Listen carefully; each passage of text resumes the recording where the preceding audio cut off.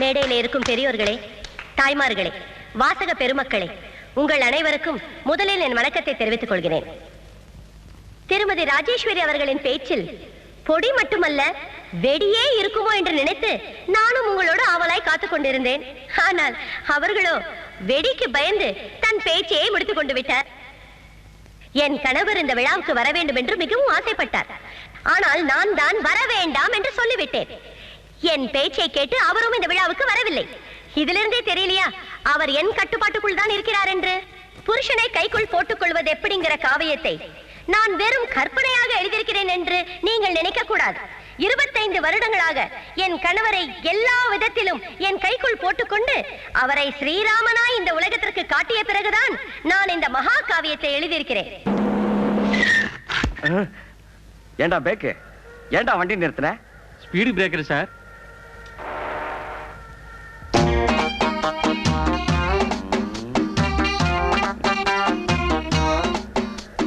எனக்கு மூக்கு வேர்க்கும் போதே நினைச்சேன். ஏப்பா இளநீ என்ன விலை? 5 ரூபா. நல்லா பதமா இருக்குமா? சாப்பிட்டு பார்த்தாலே அறியும். ஏகபத்தினி விரதனான ஸ்ரீராமனுடைய கால் கல்லாய் இருந்த மாற்றான் மனைவி அகலிகை மீது பட்டிருக்கிறது. ஆனால் என் கணவர் ஸ்ரீராமனை விட உயர்ந்தவர். ஏனென்றால் அவருடைய மூச்சு காற்று கூட வேறொரு பெண் மீது பட்டதில்லை. அவசரத்துல கேட்க மறந்துட்ட. ஆமா, உன் சொந்த ஊர் எது? ஆலப்புழா. கேரளாவா? தென்னை மரத்துல பனியன் போட்டிருக்கும் போதே நினைச்சேன். எந்த லைஃப்ல ഇത്ര സുന്ദരമായിട്ട് ഒരു പെൺകുട്ടി ഞാൻ കണ്ടിട്ടില്ല.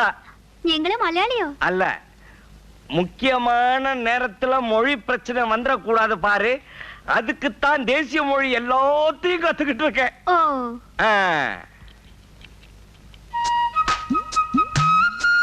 எந்த ஈ போட்டு கண்ணாடி மாதிரி இருக்கிற உன் முகத்துக்கு கண்ணாடி பற்றக்கூடாது பாரு, அதுக்குத்தான் இந்த திருஷ்டி போட்டு.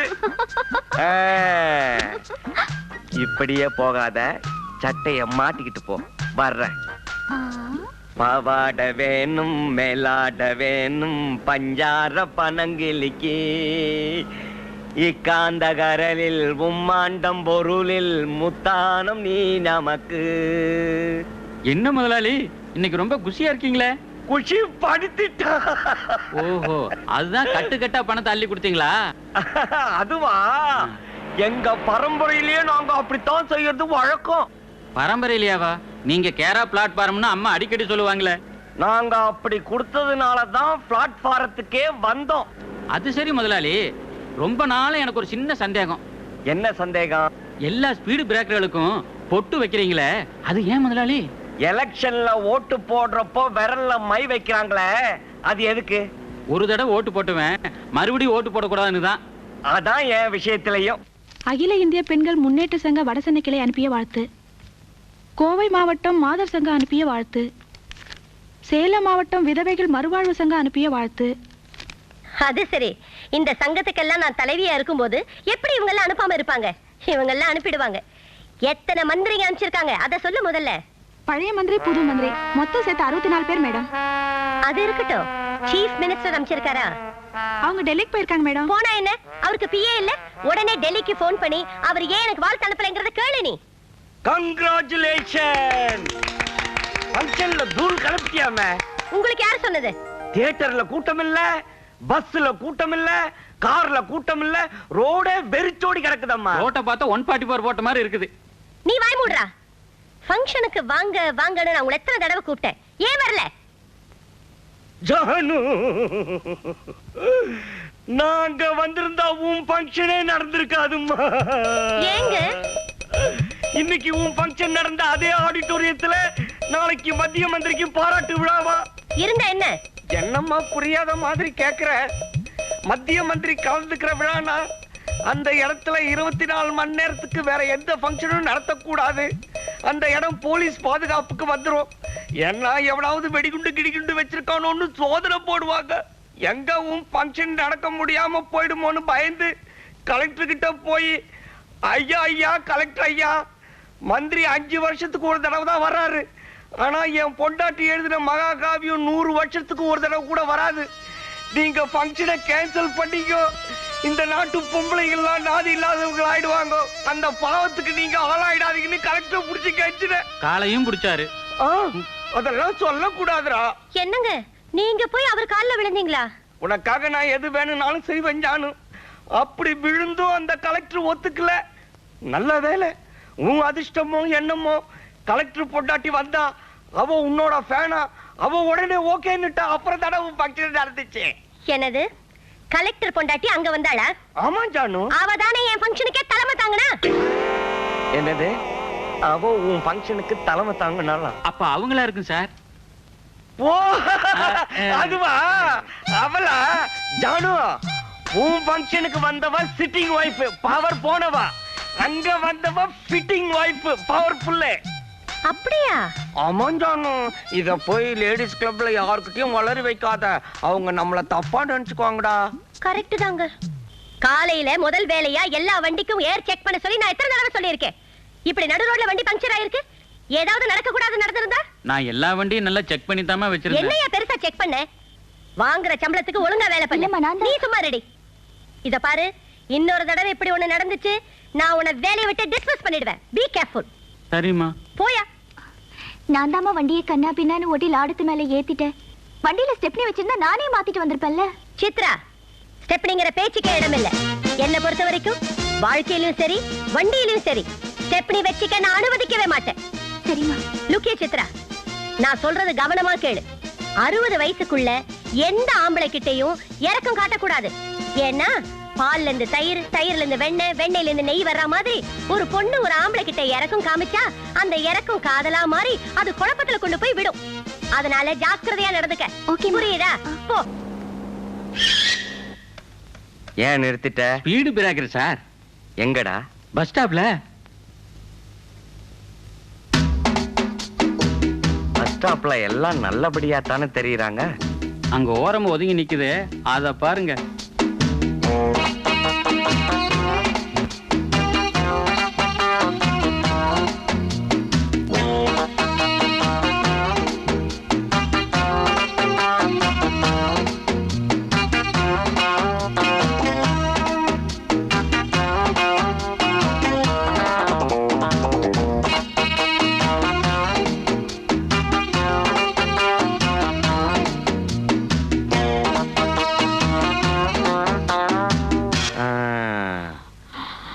அசத்திட்ட.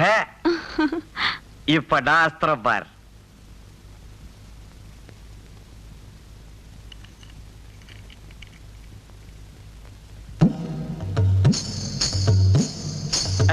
என்ன பொட்டு வைக்கிறீங்க? திருஷ்டி பொட்டு. இது வச்ச உடனே நீ எவ்வளவு அழகா இருக்க தெரியுமா? அப்போ இதுக்கு முன்னால அழகா இல்லையா? நீ இவ்வளவு அழகா இருக்கிறதுனாலதான் திருஷ்டி பட்டுடுமேன்னு திருஷ்டி பொட்டை வச்சிருக்க. நான் இப்போ அழகா இருக்கேன்ல. ஆபரேஷன் பண்ண வேண்டிய நோயாளிக்கு குளோரோஃபார்மே தர வேண்டியதில்ல. உன் கண்ணை பார்த்தாலே போதும் மயங்கி விழுந்துடும். அப்போ உங்களுக்கு என் மேல அவ்வளவு பிரியமா? பெரிய இல்லாமலையா ஏசி இல்லாமலையா இங்க படுத்துக்கிட்டு இருக்க? நீங்க இருக்கிறப்போ ஏசிய பத்தி எனக்கு என்ன கவலை? இல்ல இல்ல, உங்க பேச்சு அவ்வளவு குளுகுளுன்னு இருக்குன்னு சொல்ல வந்தேன்.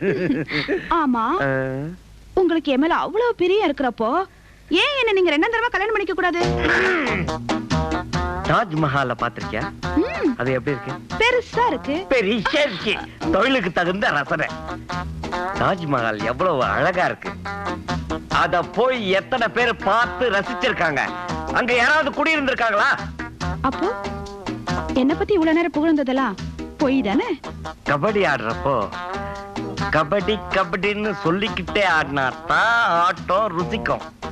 அதே மாதிரி கட்டிலையும் பேசிக்கிட்டே ஆடினாத்தான் ருசிக்கும்.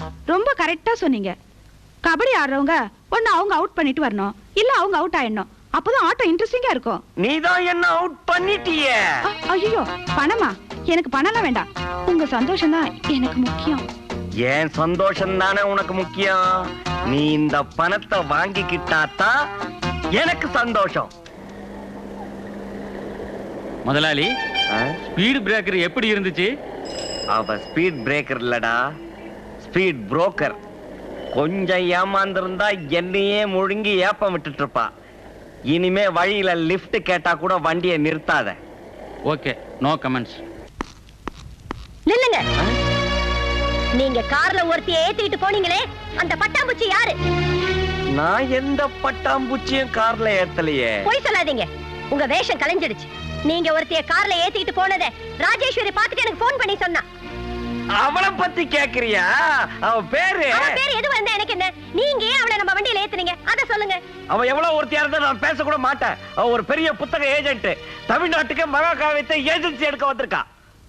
நிஜமா வாங்க? உன் மேல சத்தியமா. அது மட்டும் இல்ல, உன்னோட காவியத்தை தெலுங்கு, மலையாளம், கன்னடம், மராட்டி, இந்தி எல்லா மொழியிலையும் மொழிபெயர்க்க உரிமை வேணும்னு கேட்டு வந்திருந்தா. என்னங்க உண்மையாவே சொல்றீங்க? இத கேக்குறப்ப எனக்கு எவ்வளவு சந்தோஷமா இருக்கு தெரியுங்களா? எனக்கு சந்தோஷம் இல்ல. ஏங்க? அத எப்ப பிரெஞ்சு, ஜெர்மன், ஜாப்பனீஸ்ல மொழி பெயர்க்கிறாங்களோ அன்னைக்கு தான் எனக்கு சந்தோஷம். இது விஷயமா தாமா அவங்க பேச வந்தாங்க. ஏங்க, அந்த பொண்ணு நேரடியா என்கிட்டயே வந்திருக்கலாமே. கேட்டனே, நானும் இதே தான் கேட்டேன். அந்த அம்மா ரொம்ப கர்வம் பிடிச்சவங்க, யாரையும் மதிக்க மாட்டாங்க, பணத்திமுறும் தலக்கணமும் அந்த அம்மா கூடவே பிறந்ததுன்னு சொல்லிட்டு யாரோ உங்க மாதர் சங்கத்துல இருக்கிறவங்க அந்த பொண்ணு கிட்ட வத்தி வச்சுட்டாங்க. அப்புறம் தானே அந்த பொண்ணு என்கிட்ட வந்துச்சு. பாத்தீங்களா பாத்தீங்களா, அந்த பொண்ணு எவ்வளவு ஒரு நல்ல காரியத்துக்காக வந்திருக்கு, அத போய் திருச்சி விட்டுருக்காளே. அப்புறம் அந்த பொண்ணு ஆபீஸுக்கு கூட்டு போனேன். அவங்க உன் காவியத்துல 1000 கேட்டாங்க. 500 இப்ப வச்சுக்குங்க, மீதி 500 பின்னால தரேன்னு சொல்லி அனுப்பிச்சிட்டேன். என்னங்க நீங்க 1000 கேட்டா 1000 கொடுத்துற வேண்டியதானே? ஜானு, நீ எழுதின காவியத்தை சீப்பா மத்தவங்கள நான் நினைக்க விட மாட்டேன். 1000 கேட்கிறவங்களுக்கு 500 தான் தரேன்னு சொன்னா உன் காவியத்து மேல மதிப்பு வரும். அவங்க 4 பேர்கிட்ட சொல்ல பெருமையும் பரவும், சேல்ஸும் அதிகமாகும். ஏங்க, உங்க தங்கமான மனசை புரிஞ்சிக்காம நான் அனாவசியமா சந்தேகப்பட்டுட்டேங்க. என்ன மன்னிச்சுக்குங்க. நமக்காக இவ்வளவு கஷ்டப்பட்டு இருக்க அந்த பொண்ணு, அவளை ஒரு வாட்டி நம்ம வீட்டுக்கு கூப்பிட்டு இருக்க வேண்டியதானே? உன் சார்பா அவங்கள கூப்பிட்டனே. ராத்திரி பூரா அவங்களுக்கு வேலை இருக்கும், ஆனா எந்நேரம் ஆனாலும் போன் பண்றேன்னு சொல்லிருக்காங்க.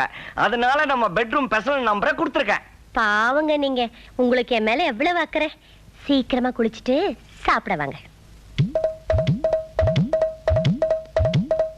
ஏன் சார், அம்மா உங்களை பார்த்ததும் நாகப்பாம்பு மாதிரி சீருவாங்கன்னு பார்த்தா பொட்டி பாம்பு அடங்கிட்டாங்களே. டேய், படம் எடுக்கிற பாம்பத்தான் ஆண்டவன் படைச்சிருக்கான். ஆனா அதை அடக்குற மகுடிய மனுஷன் தான் கண்டுபிடிச்சான். அவ எனக்கு பாம்புன்னா என் வார்த்தை தான் அவளுக்கு மகுடி.